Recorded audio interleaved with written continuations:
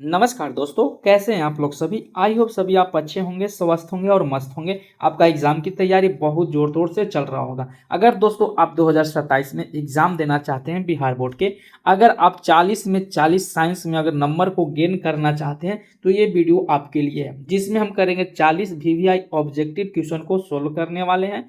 तो इस वीडियो को शुरू से लेकर अंत तक जरूर देखें। तो आइए हम प्रश्न को सोल्व करते हैं। दोस्तों लास्ट में आपको ये भी बताना है कि आपने 40 में कितना नंबर स्कोर किया है, आपका तैयारी कैसा है ये भी कमेंट में बताना है। तो आइए हम प्रश्न संख्या 1 की ओर हम बढ़ते हैं, जो आप स्क्रीन पे देख सकते हैं। अगर दोस्तों किसी भी प्रश्न का आपको आंसर पता है तो आप कमेंट में जरूर इसको रिप्लाई करें। आइए प्रश्न संख्या हम 1 की ओर बढ़ सकते हैं। दोस्तों यहाँ पर प्रश्न है, किस प्रकाश की किरण गमन करती है। तो प्रकाश जो होती है किस रूप में गमन करती है आपको यहाँ पर बताना है। जो इसका राइट आंसर होगा ऑप्शन नंबर ए होगा। किस जो प्रकाश की किरण होती है ना, सीधी रेखा में हमेशा गमन करती है। दोस्तों प्रश्न संख्या 2 की ओर बढ़ते हैं कि प्रकाश का वेग न्यूनतम सबसे कम होता है। प्रकाश का जो वेग होता है ना, चाल जो होता है सबसे कम किस में होता है। आप यहाँ पर देख सकते हैं 4 ऑप्शन है। जो भी आपका आंसर लग रहा है आप उसको कमेंट में जरूर छापें। तो इसका जो राइट आंसर होगा option number D is the right answer होगा। जो प्रकाश का वेग होता है ना, कांच में सबसे कम इसका वेग होता है। तो आइए प्रश्न संख्या हम 3 की ओर बढ़ते हैं। आप स्क्रीन पे भी देख सकते हैं कि मोटर कार के हेडलाइट में किस दर्पण का उपयोग किया जाता है। आपके सामने 4 ऑप्शन दिए हैं। जो भी आपका राइट आंसर होगा आपको उसमें कमेंट में लिखना है। तो समतल दर्पण होगा, उत्तल दर्पण, अवतल दर्पण या उभय उत्तल दर्पण। तो दोस्तों इसका जो राइट आंसर होगा option number D C is right answer होगा। जो कि हेडलाइट होते हैं गाड़ी का वो अवतल दर्पण के से बनाए जाते हैं। आइए प्रश्न संख्या हम 4 की ओर बढ़ते हैं, जो कि आप स्क्रीन पे भी देख सकते हैं। समतल दर्पण द्वारा बना प्रतिबिंब हमेशा कैसा होता है। जब भी समतल दर्पण में हमेशा जो प्रतिबिंब बनेगा ना, प्रतिबिंब कहाँ बनता है आपको इसको कमेंट में बताना है कि प्रतिबिंब हमेशा कहाँ पे बनता है। तो दोस्तों समतल दर्पण द्वारा बना प्रतिबिंब हमेशा क्या होता है, काल्पनिक और आभासी होता है। तो प्रश्न संख्या आइए हम 5 की ओर बढ़ते हैं कि 5 में प्रश्न क्या कहा जा रहा है। तो दोस्तों प्रश्न 5 संख्या है कि लेंस की जो क्षमता होती है, पावर ऑफ लेंस का एसआई मात्रक क्या होता है। आपको यहाँ पर लेंस का जो क्षमता होता है, लेंस को किस रूप से किससे मापते हैं उसकी यहाँ पर नाम बताना है। तो यहाँ पर 4 ऑप्शन देख सकते हैं। डायोप्टर है, ल्यूमेन है, लक्स है, एंगस्ट्रम है। जो भी आपका राइट आंसर हो आप उसको कमेंट में जरूर लिखें। जो इसका राइट आंसर होगा option number A is right answer. Lens की क्षमता को हम किससे नापते हैं, डायोप्टर से मापते हैं। आइए प्रश्न संख्या 6 की ओर बढ़ते हैं। प्रकाश की किरणों के समूह को क्या कहा जाता है। बहुत सारे समूह मिलकर एक बड़े समूह का निर्माण करते हैं। तो यहाँ बोल रहा है कि किरणों के समूह, जो प्रकाश के किरणों होते हैं ना, उस किरणों के समूह को क्या कहते हैं। आप यहाँ पर देख सकते हैं 4 ऑप्शन है।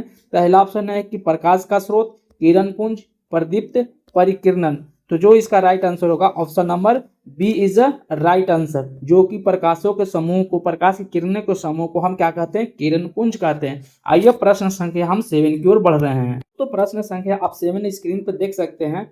यहाँ पे बताया जा रहा है कि उत्तल लेंस की जो क्षमता होती है हमेशा क्या होता है, आपको यहाँ पे बताना है। 4 ऑप्शन दिया है। ऋणात्मक होता है, धनात्मक होता है, दोनों होता है, इनमें से कोई नहीं होता है। जो भी राइट आंसर होगा आपको कमेंट में छापना है। जो इसका राइट आंसर होगा ऑप्शन नंबर आपका B is a right answer. समतल उत्तल लेंस की जो क्षमता हमेशा होता है प्लस में होता है। जो कि right answer option number B होगा। आइए प्रश्न संख्या हम 7-8 की ओर बढ़ते हैं। अवतल लेंस की जो क्षमता होती है क्या होगा। तो उत्तल दर्पण के होता है धनात्मक, तो अवतल दर्पण के क्या होगा, ऋणात्मक होगा। जो कि option number A is a right answer होगा। 8 का जो आंसर होगा ऑप्शन नंबर ए होगा। आइए प्रश्न संख्या हम 9 की ओर बढ़ते हैं, जो कि आप स्क्रीन पे भी देख सकते हैं। बताया जा रहा है कि किस दर्पण से हमेशा वस्तु से छोटा प्रतिबिंब प्राप्त होता है। मान ली कि वस्तु है 5 सेंटीमीटर का, तो वस्तु से छोटा यानी कि 2 सेंटीमीटर का बनेगा। यानी कि वो जब भी बनेगा प्रतिबिंब वस्तु से छोटा बनेगा। तो वस्तु से छोटा किस में बनता है, किस दर्पण बनता है। ऑप्शन आपके सामने 4 दिए हैं। समतल दर्पण, उत्तल दर्पण, अवतल दर्पण, चौथा है इनमें से कोई नहीं। जो भी इसका आपको राइट आंसर लग रहा है आपको यहाँ पे कॉमेंट में छापना है। इसका राइट आंसर होगा option number B is a right answer. जो कि हमेशा वस्तु से छोटा बनता है, किसमें, उत्तल दर्पण। उत्तल दर्पण हमेशा क्या बनता है, छोटा बनता है। आइए प्रश्न संख्या हम 10 की ओर बढ़ते हैं, जो कि आप स्क्रीन पे भी देख सकते हैं कि मानव नेत्र के किस भाग पर किसी वस्तु का प्रतिबिंब बनता है। मान लीजिए कि ये मानव नेत्र है, वो मानव नेत्र का जो किसी भी वस्तु का प्रतिबिंब कहाँ पे बनता है उसका नाम बताना है। तो दोस्तों यहाँ पर देख सकते हैं कॉर्निया है, वर्तिका है, पुतली है, रेटिनिया, दृष्टि पटल है।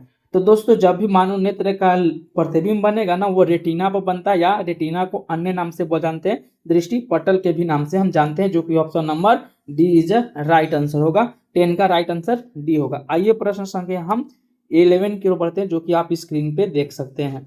प्रश्न संख्या 11 आप यहाँ पर देख सकते हैं कि यहाँ पर प्रश्न संख्या सामान्य नेत्र के लिए स्पष्ट दर्शन की न्यूनतम दूरी क्या होती है। कि वह सामान्य जो जिसका नेत्र जिसका सही होता है, खराब नहीं होता है, तो उसमें उसकी जो देखने की क्षमता होती कितना दूरी तक होता है, आपको यहाँ बताना है। तो उसका जो था 25 सेंटीमीटर, 2.5 सेंटीमीटर, 25 सेंटीमीटर, 2.5 मीटर। जो भी इसका राइट आंसर होगा आपको क्या करना है, कमेंट करना है। जो इसका राइट आंसर होगा option number C is a right answer. सामान्य नेत्र के जो मनुष्य होते हैं, सामान्य नेत्र वाले, जिसका नॉर्मल होता है, आई खराब नहीं होता है, वो न्यूनतम दूरी 25 सेंटीमीटर तक देख सकता है, 25 सेंटीमीटर से कम तक नहीं देख सकता है। आइए प्रश्न संख्या हम 12 की ओर बढ़ते हैं, जो कि आप स्क्रीन पे देख सकते हैं। दोस्तों प्रश्न संख्या आप यहाँ पर 12 है कि मानव नेत्र में किस प्रकार का लेंस पाया जाता है। तो मानव नेत्र है ना, वो किस प्रकार का लेंस, जैसे कि वीडियोग्राफी होगा, सिनेमा में उस तरह का जो लेंस होता है ना, अवतल लेंस के प्रयोग काम करता है। मानव नेत्र जो किस प्रकार का लेंस में पाया जाता है, अवतल लेंस के उत्तल लेंस के द्वारा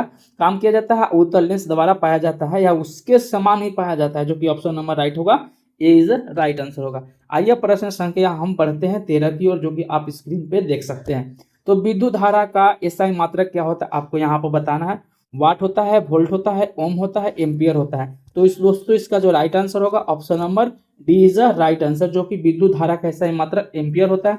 वाट किसका होता है आपको बताना है, वोल्ट किसका होता है, ओम किसका होता है, आपको यहाँ पे कॉमेंट करके बताना है। तो दोस्तों आइए प्रश्न संख्या हम 14 की ओर बढ़ते हैं, जो कि आप स्क्रीन पे भी देख सकते हैं। इसका जो राइट आंसर क्या है आपको कमेंट में करना है। विद्युत विभवांतर का एसआई मात्रक क्या होता है आपको बताना है। एम्पियर होता है, एम्पियर तो अभी हमने जाना विद्युत धारा का। वोल्ट होता है, ओम होता है, वाट होता है। आपको इसमें से 3 ऑप्शन आपके सामने है। एक ऑप्शन तो अपने एम्पियर विद्युत धारा का होता है। अब 3 ऑप्शन आपके पास बचा है, आपका जो राइट आंसर होगा आपको कमेंट में छापना है। तो जो इसका राइट आंसर होगा विद्युत विभवांतर का एसआई मात्रक होता है, वो क्या होता है, वोल्ट होता है। आइए प्रश्न संख्या हम 15 की ओर बढ़ते हैं, जो आप स्क्रीन पे देख सकते हैं। तो दोस्तों यहाँ पर प्रतिरोध, जिसको रेजिस्टेंस का एसआई मात्रक क्या होता है। दोस्तों यहाँ पर जूल किसका होता है आपको बताना है। जूल किसका होता है, कार्य का होता है। एम्पियर किसका होता है, अभी हमने बताया विद्युत धारा का। अब आगे वाट किसका होता है, आपको यहाँ पर शक्ति का होता है। बचा एक ऑप्शन किसका, प्रतिरोध। प्रतिरोध का ऑप्शन क्या बचा, प्रतिरोध का एसआई मात्रक क्या होता है, ओम होता है, जो कि लास्ट ऑप्शन बचा आपका D. D is a right answer, जो होगा 15 का, इसका प्रतिरोध का एसआई मात्रक ओम होता है। आइए प्रश्न संख्या हम बढ़ते हैं 16 की ओर, जो कि आप स्क्रीन पे भी देख सकते हैं। तो 16 का आंसर क्या होगा आपको यहाँ पे कमेंट करके बताना है। तो आइए हम प्रश्न संख्या 16 की ओर बढ़ते हैं कि सेल के विद्युत वाहक बल का मात्रक क्या होता है आपको यहाँ पे बताना है। तो सेल का जो विद्युत वाहक बल का मात्रक होता है, ओम किसका होता है, अभी हम आपने बताया किसका होता है ओम। एम्पियर अभी पता है। कुलम किसका होता है, कुलम तो अब इसका होता है एम्पियर विद्युत धारा का होता है। ओम किसका होता है, प्रतिरोध का। बचा क्या आपका एक वोल्ट। तो सेल के विद्युत वाहक बल को भी हम क्या बोलते हैं, वोल्ट बोलते हैं, वोल्ट बोलते हैं, जो कि राइट आंसर 16 का जो होगा B is a right answer. आइए प्रश्न संख्या हम 7 की ओर बढ़ सकते हैं, जो कि आप स्क्रीन पे देख सकते हैं। तो प्रश्न संख्या 17 जो आप स्क्रीन पे देख रहे हैं, इसका राइट आंसर क्या होगा आपको कमेंट में छापना है। तो जिसका राइट आंसर होगा आवेश का एसआई मात्रक क्या होगा आपको यहाँ पे बताना है। वोल्ट अभी हमने बताया किसका है, ओम किसका है अभी हमने बताया, जूल किसका है, और कुलम किसका है। तो वोल्ट किसका है, विभवांतर का होता है। ओम किसका होता है, प्रतिरोध का। जूल किसका होता है, कार्य का होता है। अब बचा एक लास्ट कुलम। तो आवेश का जो एसआई मात्रक होता है कुलम होता है। 17 का जो राइट आंसर होगा option number D is the right answer. आइए प्रश्न संख्या हम 18 की ओर बढ़ते हैं, जो कि आप स्क्रीन पे देख सकते हैं। दोस्तों यहाँ से आपका केमिस्ट्री स्टार्ट हो गया। इससे पहले हमने किसका पढ़ रहे थे, फिजिक्स का पढ़े थे। अब यहाँ से आपको स्टार्ट हो गया केमिस्ट्री का, जो कि केमिस्ट्री का पहला क्वेश्चन है 18 नंबर, जो कि आपको यहाँ पे कमेंट में छापना है किसका जो राइट आंसर होगा।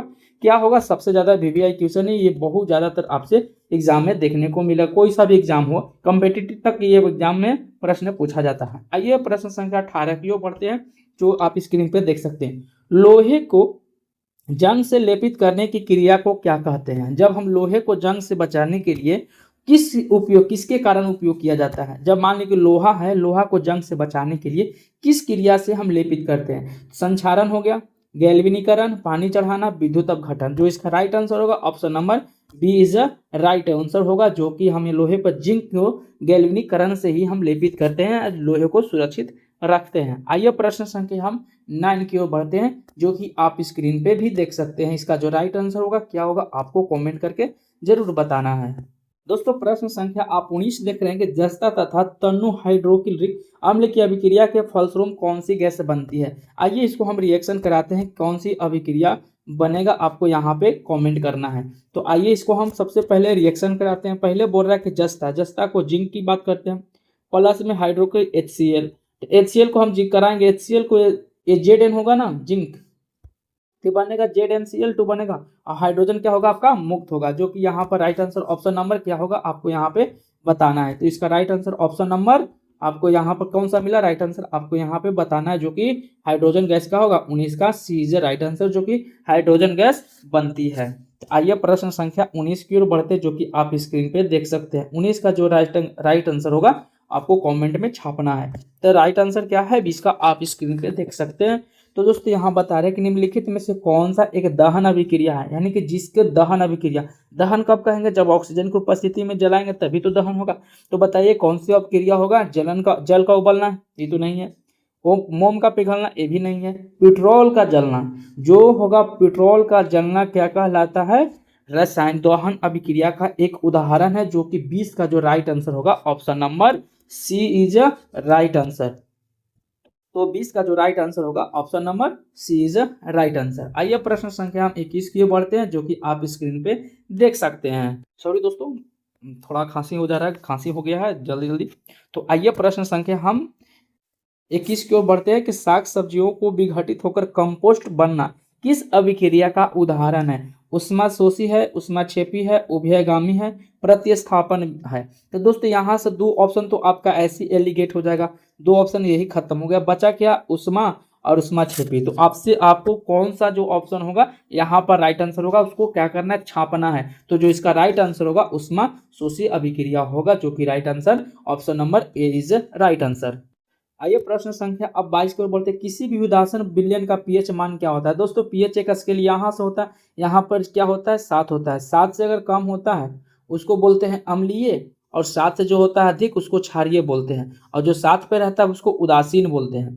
तो यहाँ पीएच स्केल बताया जा रहा है, जब 7 होगा उसको उदासीन बोलेंगे, 7 से कम होगा उसको अम्लीय, 7 से ज्यादा होगा उसको क्षारीय बोलते हैं। तो यहाँ पर पूछ रहा है किस उदासीन विलयन का पीएच मान कितना होता है। तो उदासीन का जो पीएच मान होता है हमेशा क्या होगा, 7 होगा, जो कि ऑप्शन नंबर 22 का बी इज राइट आंसर। आइए प्रश्न संख्या हम 23 की ओर बढ़ सकते हैं, जो कि आप स्क्रीन पे भी देख सकते हैं। दोस्तों यहाँ प्रश्न संख्या अम्लीय विलयन का पीएच मान क्या होता है, अभी जस्ट बताया कि ये पीएच स्केल है, यहाँ पर अगर 7 है तो 7 से ज्यादा होगा तो उसको हम क्षारीय बोलेंगे, और 7 से कम होगा उसको अम्लीय बोलेंगे। तो अम्लीय बोल रहा है तो 7 से कम होगा, जो कि option number C is a right answer. 23 का जो राइट आंसर होगा ऑप्शन नंबर सी होगा।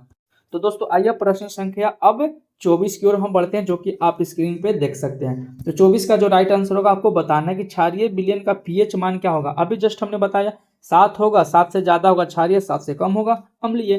तो क्षारीय विलयन पूछ रहा है तो 7 से अधिक होगा, जो कि 24 का right answer option number B होगा। आइए प्रश्न संख्या अब 25 की ओर बढ़ते हैं, जो कि आप स्क्रीन पर देख सकते हैं। राइट आंसर इसका क्या होगा आपको कमेंट में इसको छाप देना है, दम 100 to 100 छापना है। दोस्तों अभी तक आप स्कोर नहीं बताएं कि आपका कितना है, आपको अभी तक 25 प्रश्न में आपको कितना सही आपको कमेंट में करना है, और लास्ट में आपको बताना है कि 40 में से आपका कितना स्कोर सही रहा है। तो आइए प्रश्न संख्या हम 25 की ओर बढ़ते हैं। शुद्ध जल का पीएच मान क्या होता है। शुद्ध जल यानी 7 होता है, जो कि right answer option number B is right answer, जो 25 का राइट आंसर होगा बी होगा। आइए प्रश्न संख्या अब हम 26 की ओर बढ़ते हैं, जो कि आप स्क्रीन पे देख सकते हैं। तो प्रश्न संख्या आप यहाँ पर 26 की जो आपका जो आंसर होगा आपको कमेंट में बताना है। बेकिंग सोडा यानी खाने वाले सोडा का रासायनिक सूत्र क्या होता है। जो इसका रासायनिक सूत्र होता है option number A is a right answer, जिसको हम सोडियम हाइड्रोजन कार्बोनेट बोलते हैं। जो इसका right answer option number B होगा, सॉरी ए होगा, जो कि बेकिंग सोडा को हम खाने वाला सोडा भी के नाम से भी जानते हैं। आइए प्रश्न संख्या अब 27 की ओर बढ़ते हैं। धोने का यानी कि धावन सोडा, जो कपड़ा यानी धोए जाता है, धोने वाला सोडे के नाम को क्या जानते हैं, रासायनिक सूत्र। इसका जो रासायनिक सूत्र होता है आपको क्या है, आपको इसका आंसर कमेंट में बताना है। तो आइए इसका जो प्रश्न होगा, सॉरी 27 का जो आंसर होगा option number A is right answer. आइए प्रश्न संख्या अब हम 28 की ओर बढ़ सकते हैं, जो कि आप रासायनिक सूत्र यहाँ पर देख सकते हैं कि प्लास्टर ऑफ पेरिस का रासायनिक सूत्र क्या होता है, सबसे ज्यादा इंपॉर्टेंट क्वेश्चन है। इससे ज्यादा प्रश्न आपको टॉपिक में से देखने को मिलेंगे, सबसे ज्यादा ये प्रश्न आपको एग्जाम में देखने को मिलेगा। जो इसका राइट आंसर होगा calcium sulphate plus calcium sulphate into half H2O। जो इसका राइट आंसर होगा option number B is a right answer. तो 28 का जो आंसर होगा B is a right answer. आइए प्रश्न संख्या आप 29 की ओर बढ़ सकते हैं, जो कि आप स्क्रीन पे देख सकते हैं। निम्नलिखित में से किसे चाकू से काटा जा सकता है? तो दोस्तों ऑप्शन आपके सामने दिया गया है, कैल्शियम, कॉपर, आयरन, लिथियम और सोडियम। तो दोस्तों चाकू से तीन धातु को काटा जाता है, एक तो 4 धातु को, एक तो लिथियम है, दूसरा सोडियम है।